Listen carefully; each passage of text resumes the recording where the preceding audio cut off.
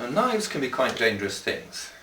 You have to be very careful you know exactly what you're doing. Now, with this particular piece of timber there'll be quite a lot of different grain directions.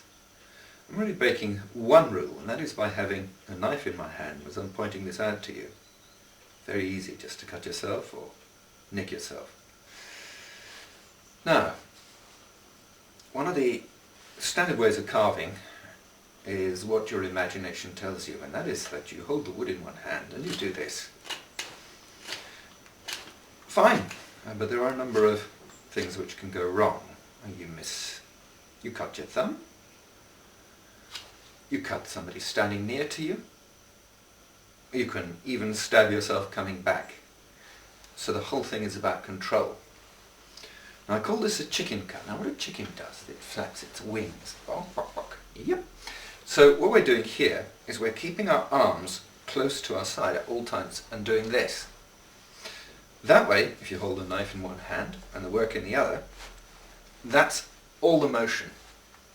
Now you can put an enormous amount of power into your cut if you do this. Roll your arms around the body and use it as a lever.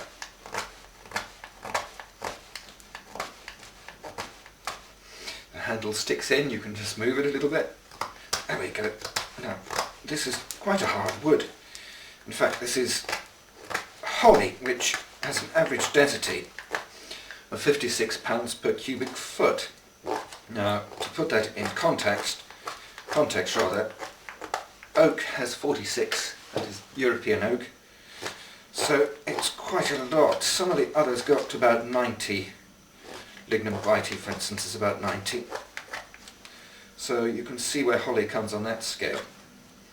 So we've done pretty well here. That's the power cut. It's removed a lot of waste in no time at all. No danger of cutting ourselves. Look, the knife's going back there like that. So we're not going to cut because it's the back side of the blade. Of course, if you use a double-sided blade, you'd be in trouble. So here we are with the blank power cut to that shape. Now we've got to trim here and here. Not a lot. So, this is our basic cut. This is the most basic of all the cuts. You put your thumb behind the blade. That's why choosing a thick blade is a good idea. And you rotate the knife ever so slightly like this. You have to watch out your point there. That's one thing to be careful of. So we're actually using it. Actually, we don't need an awful lot to remove an awful lot here, but there are little bits which need trimming. You want a fairly straight shape along here if you're going to do a reasonable job. Now, we're doing this particular type of cut here because the grain here goes this way, and if we cut the wrong way, it will cut, but it's not very easy. As you can see, it's chopping up a bit. You can do it, but it's always a good idea to go with the grain if you can. Just a little here.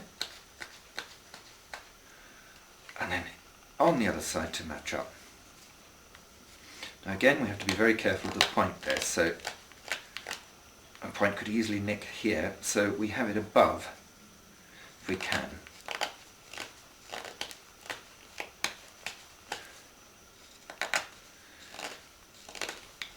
Lovely. Right. I guess we could do with a little bit more symmetry there. Now we're going to cut towards ourselves. Now what we do is we use this motion here. The finger wrap round the blade like that. The thumb sits on here like that, and you simply bring it towards yourself, like so.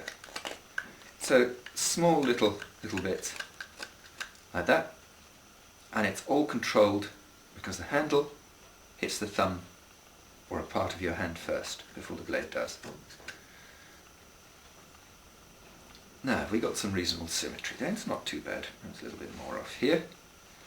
So again, I'm very careful to trim that one like so.